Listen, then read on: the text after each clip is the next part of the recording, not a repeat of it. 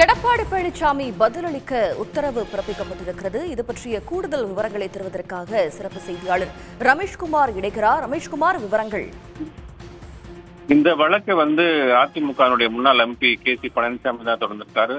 இது தொடர்பாக அவர் தாக்கல் செய்திருக்கக்கூடிய மனுவில் அதிமுக போலி உறுப்பினர் சேர்க்கை செய்து பணம் வசூலித்ததாக குற்றம் சாட்டி அதிமுக பொதுச் செயலாளர் எடப்பாடி பழனிசாமியுடைய தூண்டுதலின் பேர்ல கட்சியினுடைய சூலூர் ஒன்றிய செயலாளர் கந்தவேல் கடந்த 2020ஆம் ஆண்டு காவல் நிலையத்தில் புகார் அளித்ததாக அவர் தெரிவித்திருக்கிறார். இந்த புகார் அடிப்படையில் பதிவு செய்யப்பட்ட வழக்குல காவல்துறையினர் தன்னை கைது செய்து சிறையில் அடைத்ததாகவும் 19 நாட்களுக்கு பிறகு ஜாமீன் விடுதலை செய்யானதாகவும் கே.சி. பழனிசாமி தனது மனுவில் குறிப்பிட்டிருக்கிறார்.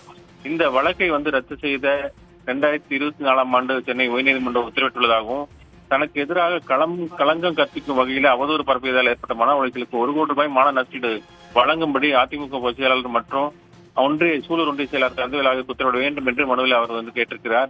மேலும் தனக்கு எதிரான அவதூறு கருத்துக்களை தெரிவிக்க எடப்பாடி பழனிசாமிக்கும் கந்தவேலுக்கு தடை விதிக்க வேண்டும் என்று ஒரு இடைக்கால மனுவும் அவர் தாக்கல் செய்திருக்கிறார். இந்த வழக்குகளை விசாரித்த நீதிபதி பி. தனபால் இது குறித்து பிப்ரவரி 13ஆம் தேதிக்குள் பதில் அளிக்கும்படி எடப்பாடி பழனிசாமிக்கும் அதேபோல் சூலூர் ஒன்றிய செயலாளர் கந்தவேலுக்கும் உத்தரவிட்டு அந்த விசாரணையை ஒத்தி வைத்திருக்கிறார்கள்.